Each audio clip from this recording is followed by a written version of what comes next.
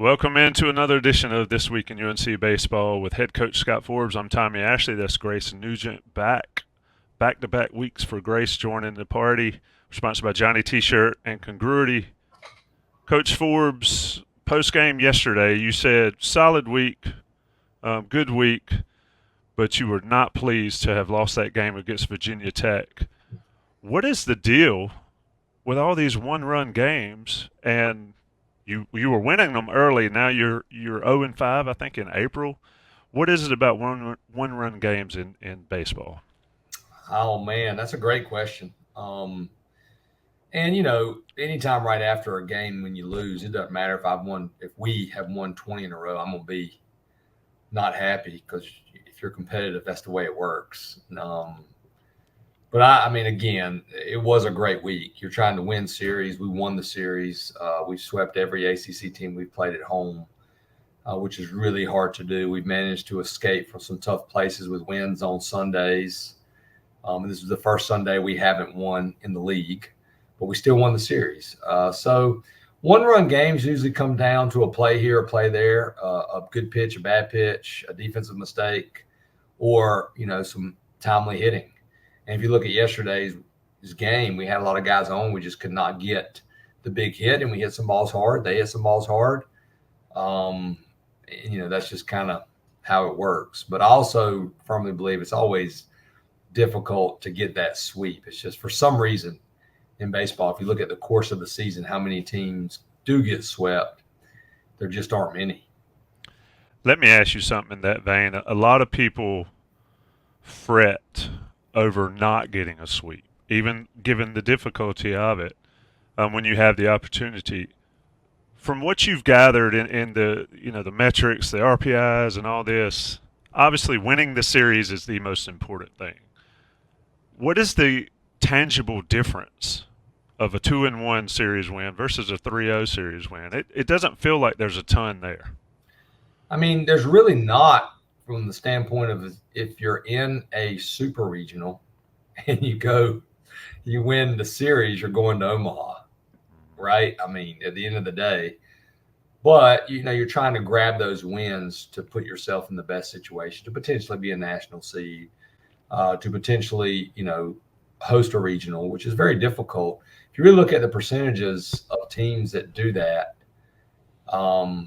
you look at how many Division I baseball teams there are in the country. Then you look at the 16 teams that host, and you get it down to the 8 national seeds. You have to have a phenomenal regular season to be a national seed, number one, but also to host. But that's what your goal is. Obviously your goal is to win national championship, however you do it.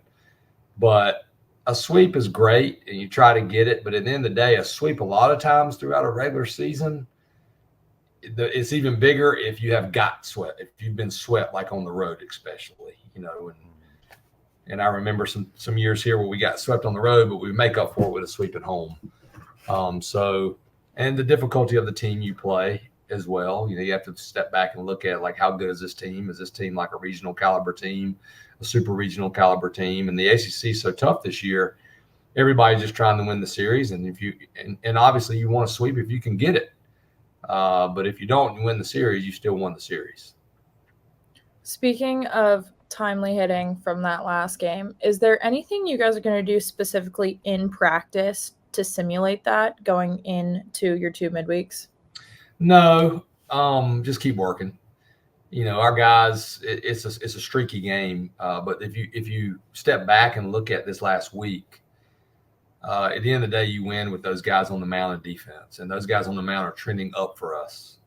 And if they're pitching like they pitched this last week, or even in the last 6 games, it was a 3-1 week. I believe our earned run average was below a 2.3.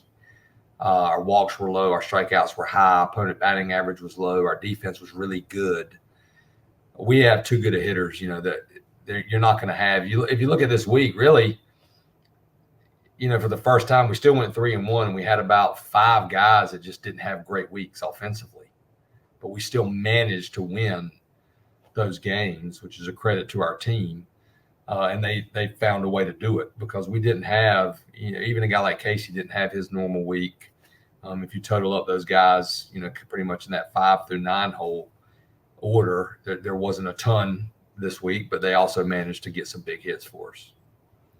On the mound, the arms, Jason, can you kind of just walk us through the process of finding him, recruiting him, and then what you liked out of high school and how that's translating to now? Yeah, it's all Coach Gaines. He saw him, loved him, got him to a camp. He came to our camp through a bullpen. I was blown away by his bullpen. There was no doubt that he was special talent.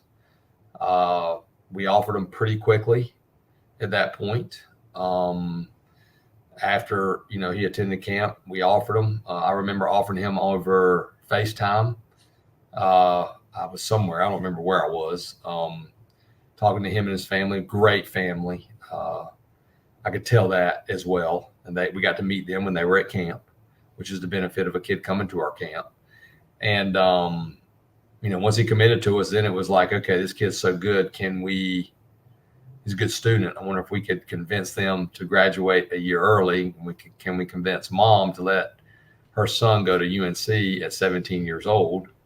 So we got lucky. Then we had to re-recruit him with the draft. He came to summer school. He loved it here. That whole group of guys loved it. And thankfully for us, he decided to attend North Carolina and not start his pro career. On that, and it wasn't a question I was going to ask, but I want to, when you've got guys that are, a guy like Jenkins is going, you get picked that high. But when you've got guys that get drafted middle rounds or whatever, I know they've shortened it now, what is the process for you, as in North Carolina, to try to, I don't want to say keep, but I guess keep guys committed that come to Carolina versus helping them make the right decision to go pro, even if it hurts you as a team? How does that work? Yeah, well, now what I do is I go to their homes and visit with them and just talk to them about why I feel like they're going to be more prepared for the professional side of baseball by coming to North Carolina, but also more prepared for just life and leaving here more mature and having 3 years towards your degree. If you do sign after your junior year, it's easier to come back. Not a convincing. I don't feel like I need to try to convince them, but I just educate them from the standpoint of, some families may not know as much. It seems like a lot of kids now obviously have agents, but those agents are making dollars off of them. So I go in the house and say, okay, let's just talk about this. Here's what I would do if it was my son. I have 2 daughters, but I've been doing it long enough now to know exactly what I would do if I had a son, from the standpoint if he was that talented and he had those options. I would sit down with him and here's what I would say to him. Here's what I would talk to him about. Here's the actual money you get. Here's the money that you put in the bank. Here's the money that Uncle Sam gets. Here's the money your agent gets, where that $1 million goes to $320,000 in a blink. Are you going to buy a truck? Yeah, probably. What kind? A Raptor. Well, there's $90,000, so just talking it through, but also making sure that they understand the value of coming to North Carolina, and then looking at the percentages now of the draft. And then where do you want to spend your next 3 years? Do you want to go to North Carolina and play and get, work towards your degree? Or do you want to just be in rookie ball or really low A? They're not going to move you as fast when you sign out of high school. So really the only reason you sign out of high school for the most part is it's a financial decision, maybe a life-changing. But I can't make the decision for the family, and I also tell them, like, hey, it's still your decision. I'm not going to hold it against you. But we also don't want to commit kids here to North Carolina that aren't serious about coming, unless it's just like a number that's like, holy Moses, like we have to look at this like Walker Jenkins, and this is life-changing. And, who am I to make the decision for you and your son? All I can do is tell you why I think coming to North Carolina is a better option, most of the time, unless it's a Walker Jenkins scenario. Sort of sticking on that, and we're kind of in the weeds a little bit, but like, I'll use the basketball reference. Seth Trimble put his name in the transfer portal.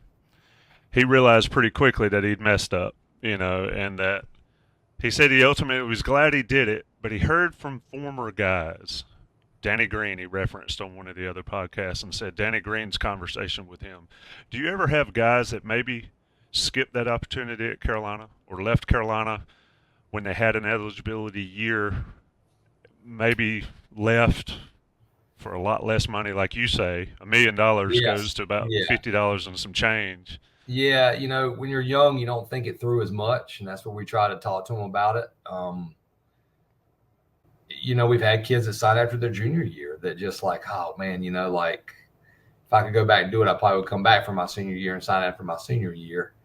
But I also believe in God's plan, and different kids sign for different reasons. But the high school, especially kids that have signed out of high school, unless it's been a situation where it was a Walker Jenkins potentially, or Rick Porcello, or Madison Bumgarner, those type of kids that we've lost who were first round picks. I think they, sometimes they look back and like, man, like, I might have been more prepared, and I might even made it to the major leagues, because we've had a lot of guys that signed out of here.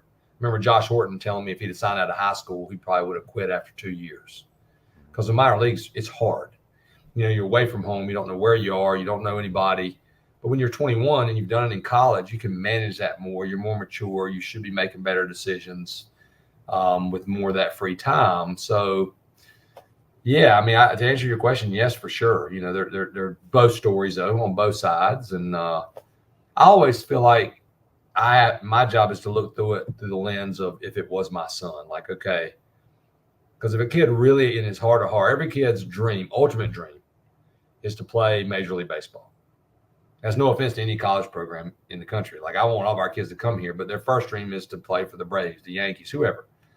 And then, I just want to make sure they know that, hey, that should not change. But we firmly believe if you come to North Carolina, your chances of playing for those teams are just better, and sustaining and getting the free agency. And it's one thing to play professional baseball for 7 years and just never make it to the big leagues, or to get a cup of coffee in the big leagues. Because if you don't get up there and stay and you get released, you have to work. The myth is I'm going to be a major leaguer. I'm never, I'm going to make enough money. That's a 2%. Those guys are so good. And just being honest with these and say, hey, maybe you will be able to do it, but let's talk about your life. Even if you are a Hall of Famer, you're done playing at 40. So you have your whole life ahead of you. I see a guy this weekend, the 1984 team, like BJ, in 19 years in the big leagues, and he's still his second half of his life, and he's thriving in that. And he'll say a lot of it had to do because I went to college and I experienced college and grew up, those type of things. Well, getting a little bit out of the draft, MLB, pro leagues, I'm going back to pitching. I love to talk about pitching, but Aiden started a few times for you now in that Sunday role. Maybe not his best stuff this weekend, but what normally works well for him, and how did that kind of translate to you bringing him up to that Sunday start? Yeah, he just got 3 pitches. He's got power stuff, fastball at the 95, competitive, hard to really square him up. Even a good team like Virginia Tech, look at their offensive numbers coming in here. And I think we're probably the only team that held them down over a course of 3 games like we did. It's not like we're playing in a ballpark where the ball won't go over the wall either. So, competitive, 3 pitches, can handle a workload, can get out of a jam because he can strike you out. And that's what I was telling the coaches. Like, I feel really, really good about our 3 starters. I feel like they can match up with anybody in the country. And that's a good feeling at this time of the year, because sometimes that's not the case. Heck, in 2011, we make it to Omaha and win 50 games, but we had to go TBA every Sunday. It just kind of was what it was. But I feel good about this, and I feel even better about the fact that our Poston looked great yesterday, which we need him to. Bovair has stepped up and thrown better. So we have some guys that are throwing better and better, and that's good, because when you get in these games late and you start getting into the postseason, it is hard to win a game 12-9. That starting pitching and that defense and making plays, that's the key. Aiden is another one of your JUCO bandits, like both of your captains. And with D'Onofrio, Madera, guys that have come from smaller, maybe less established, not as many resources schools, do you see a different almost level of appreciation and work ethic when they're getting these opportunities at UNC? Well, I hope I don't see. Originally, sometimes you might see a different appreciation. For sure, that's a great word. Like, holy Moses, look at all this stuff we get, all the Nike stuff. Look at this facility.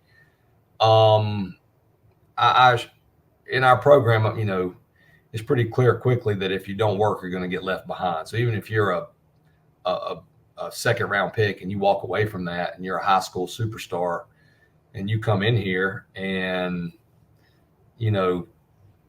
Madera's here, nobody cares that you were a second rounder anymore. Nobody cares what you did in high school. This kid from Arcadia is a really good player. He's second on our team in hitting in the ACC, so you better buckle up and get after it, or you'll instantly lose the respect of your teammates. But to answer your question, when you go to those junior colleges and you're not quite where you're not recruited, you probably keep a little bit of a edge, like, hey, I've got to work my way in to where they see me. And that's the neat thing about what we do. Some kids are that out of high school, some of them aren't. But the appreciation level is really refreshing. Those guys, they don't take a day off. They love being here. And they love playing in the atmospheres that they haven't played in. They don't take that for granted either.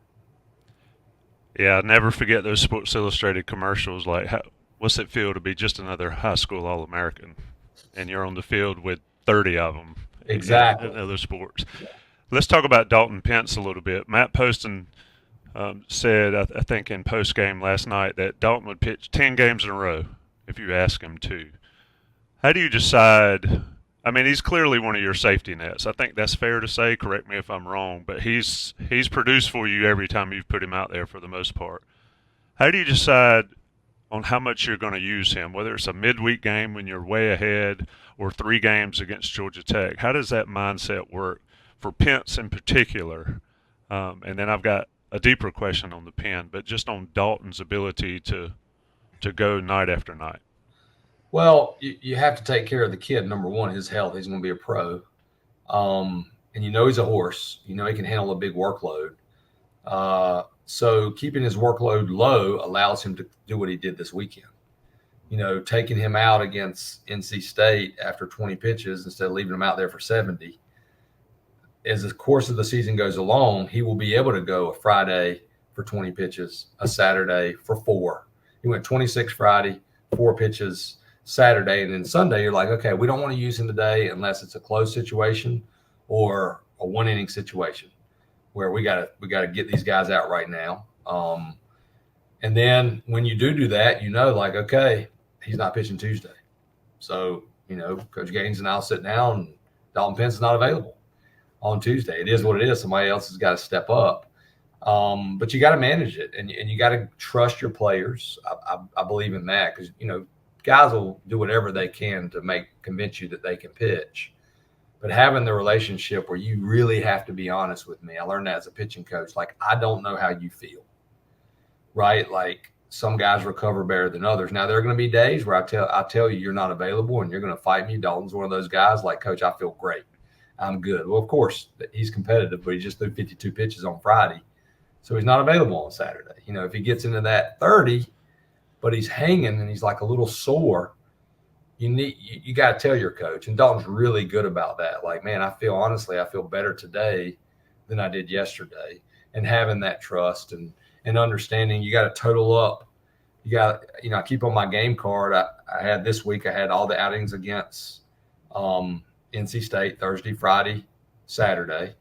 Then we played Gardner Webb on Tuesday. And then I'm looking at those. All right, Dalton threw this day, this day, this day. Here's how many total pitches. Here's how much rest. Obviously, we had the benefit of playing State Thursday, Friday, Saturday, but he threw Tuesday.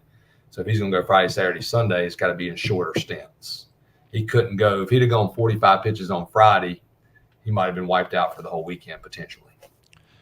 So how do you manage your trust in guys? Like Bovair didn't play a lot, didn't pitch a lot, came in, it's been great.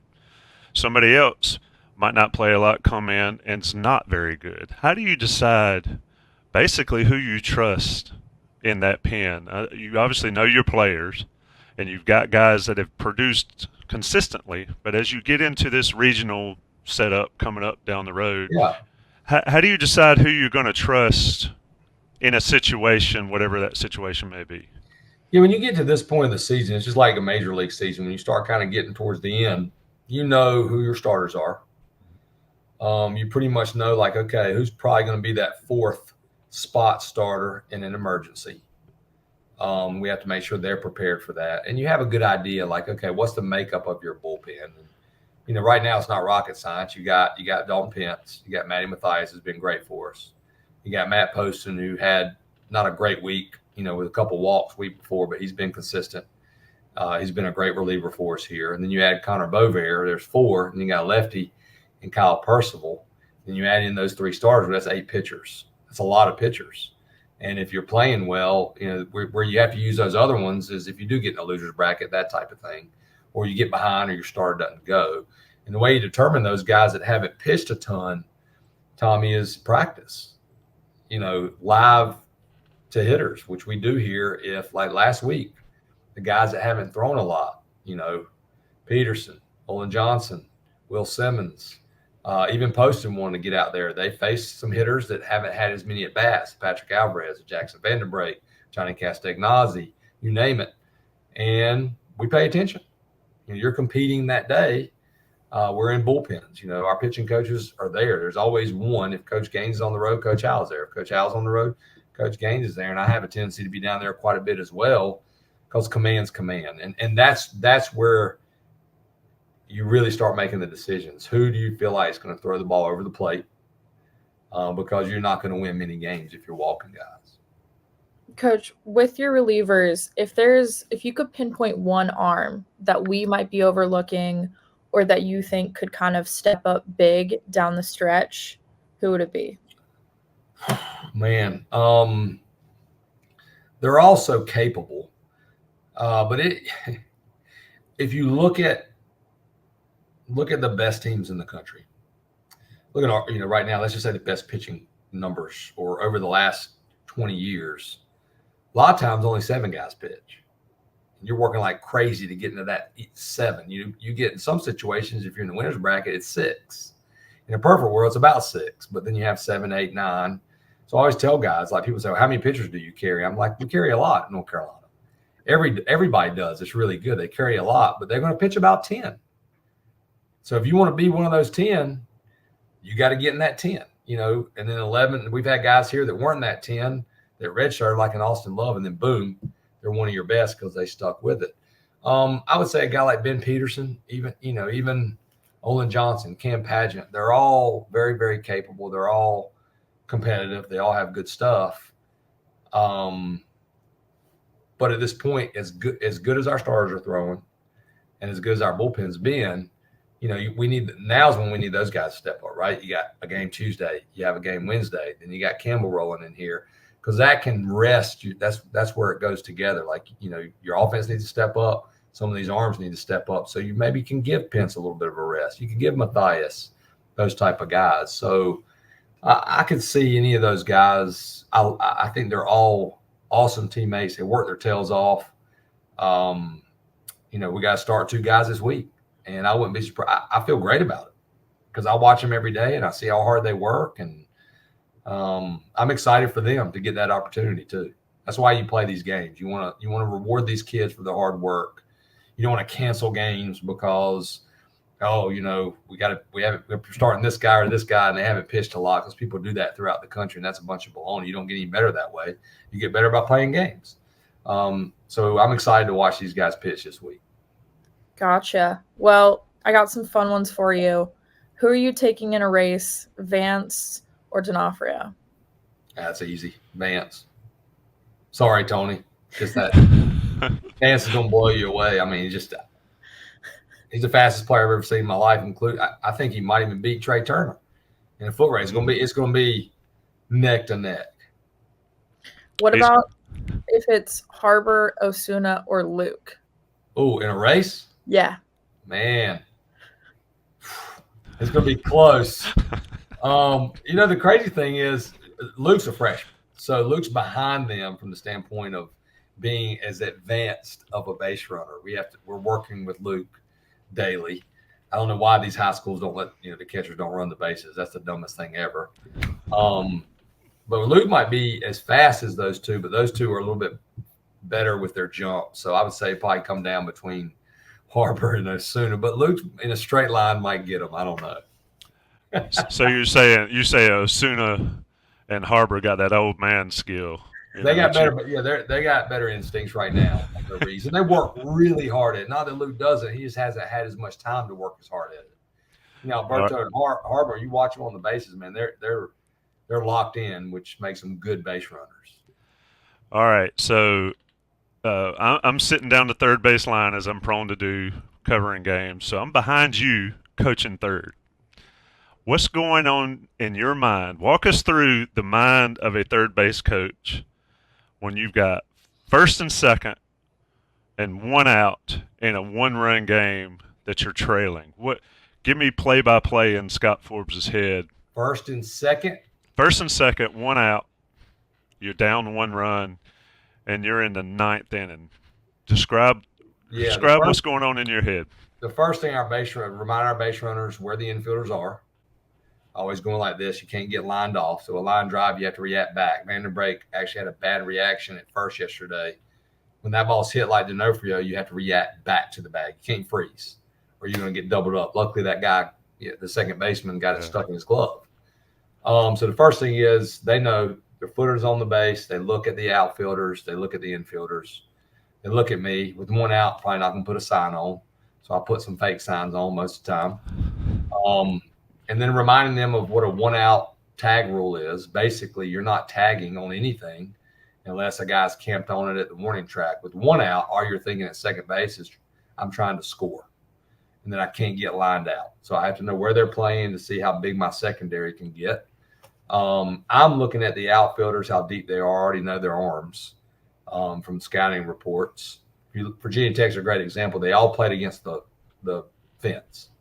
All deep with average arms. So I'm sending anybody unless they just have a terrible reaction. I remind the guy at first, and Brandon Riley's remind the runner at first, like it's got to be his read if it's a tough send for me.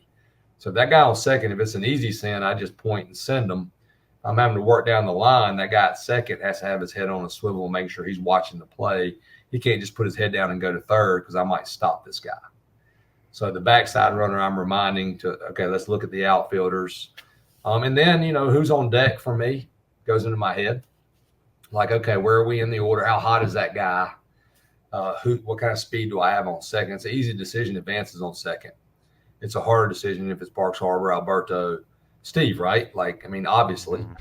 What kind of jump? I have to really see the kind of jump they get. If Vance gets a bad jump, I'm still going to send him because of his closing speed most of the time. So I'm locked in more on that guy. Our first base coach is locked in more on the backside runner.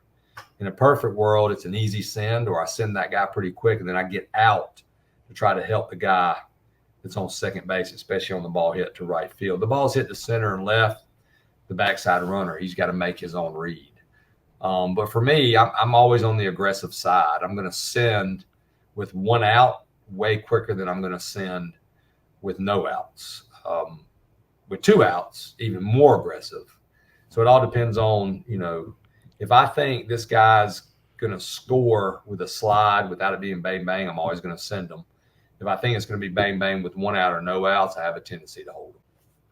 What about ball to the backstop? And you're coaching third. I mean, I think it was Luke a couple weeks ago. Probably should have gone, didn't go. Whose call is that? Are you yelling go, go, go? Is it their total read? How's it work? I never say go, go because it sounds like no, no, one of the two. So I use yes, yes, yes if I am trying to help them. But playing the game, you can't expect the coach to make the decision for you. Like I'm looking – it's hard for me to look – it's hard for a third base coach to look at the base runner and look at the ball at the same time. So if he doesn't have the initial, our guys should have the initial go, go. If they pause, like a guy like Luke, they're probably not going to be at a go. So we work really hard on thinking go, go, go. Then you can always come back and using your eyes. Great base runners always know where the ball is. Mm-hmm. They don't just drop their head and run. That's when base running mistakes happen. So with a guy like Luke, though, or sometimes Harbor, I will tell them before, like, you hear me? Yes, yes, yes, roll. Like other guys, you don't have to do that. Madera, it's your read. D'Onofrio, your read. Honeycutt, your read. Vanderbrake, it's your read. Those type of guys. Who do you think is the best base runner you've ever coached? Man. The most instinctive, best base runner. It's hard for me not to say Vance, because he also has great instincts. You see his jumps in center. He gets good jumps on the bases. But we also had some really good ones. When I was a pitching coach, I wasn't coaching the position players, but I would relax a little bit in between innings and watch our team, instead of having to think about calling pitches. Like Kyle Seager was a great instinctive base runner without a lot of speed. Flack was a good one. The Ackley was a good one. So there have been a lot of really, really good ones.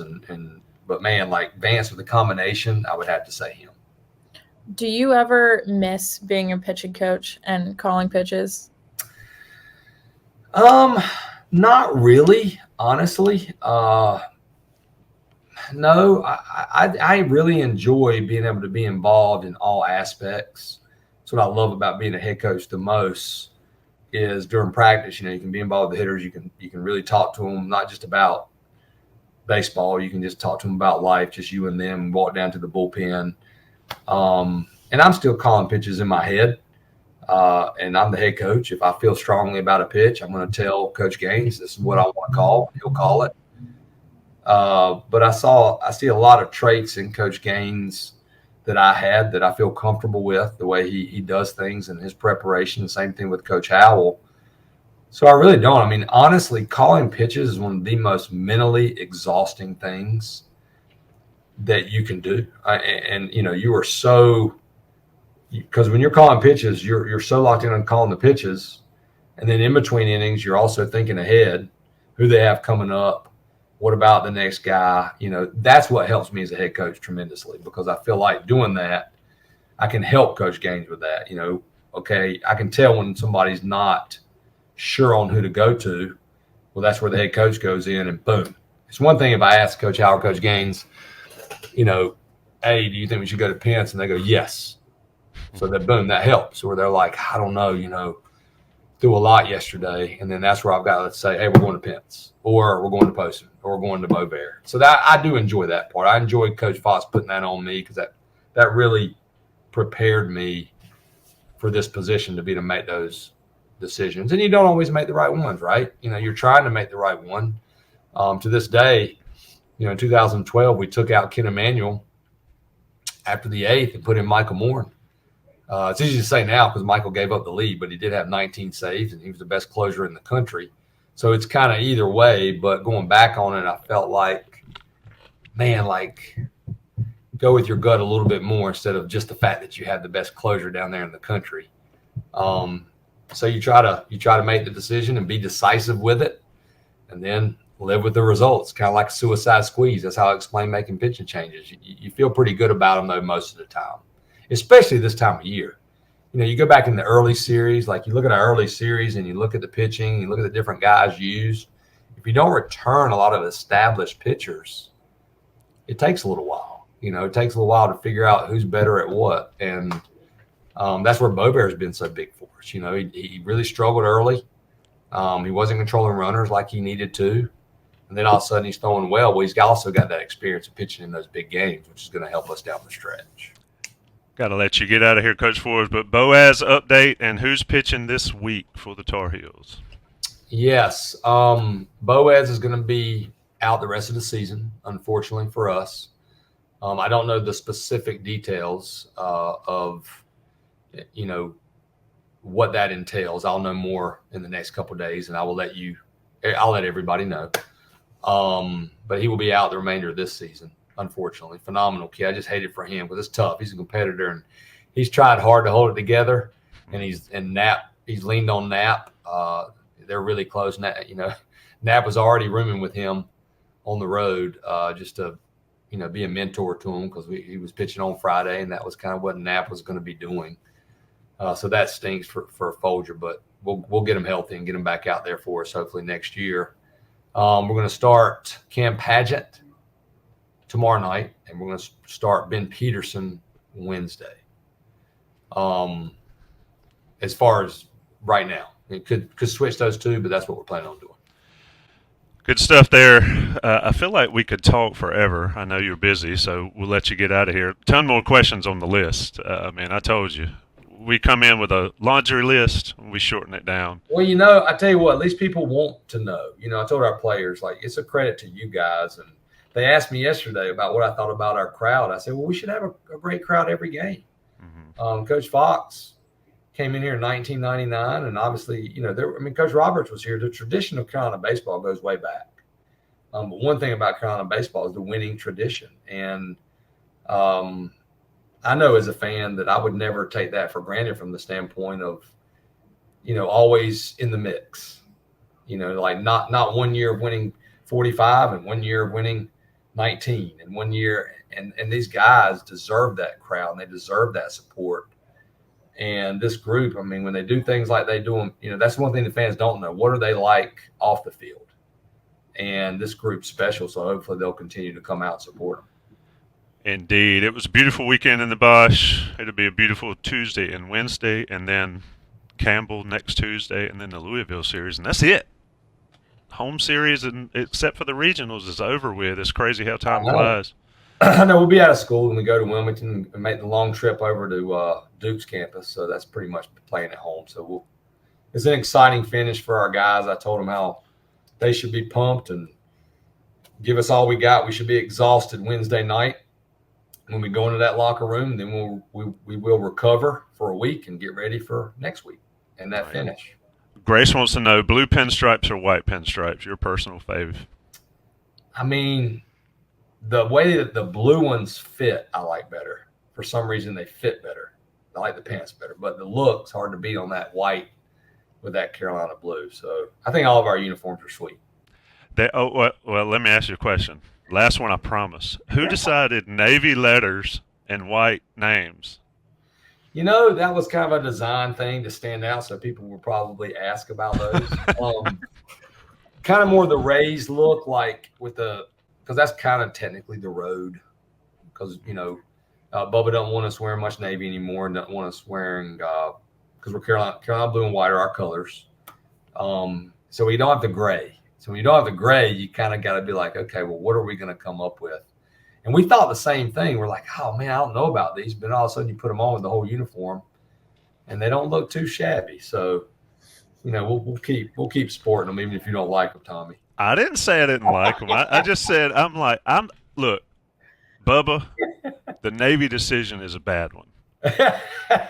Because the Navy baseball uniforms, Navy football uniforms are fire. They're sweet. Yeah. And but yeah, I'm not a big fan of mixing the white name and the Navy letters. But you're right. Hey, how about this? In 2008, we get to Omaha, and Nike sends us. They want us to wear these black jerseys. Still have mine. Our guys loved them. They were black with Carolina blue, comfortable. But man, like everybody else apparently hated them because they were black. So that's kind of how it goes, That 08 group was so talented, but I still have that jersey hanging in my room at home where I keep all my Carolina stuff. You need to bring back the 84 rainbow Astro jerseys. Oh, the retro. You should have done that. Yeah, you should have had a throwback day yesterday. That'd have been epic.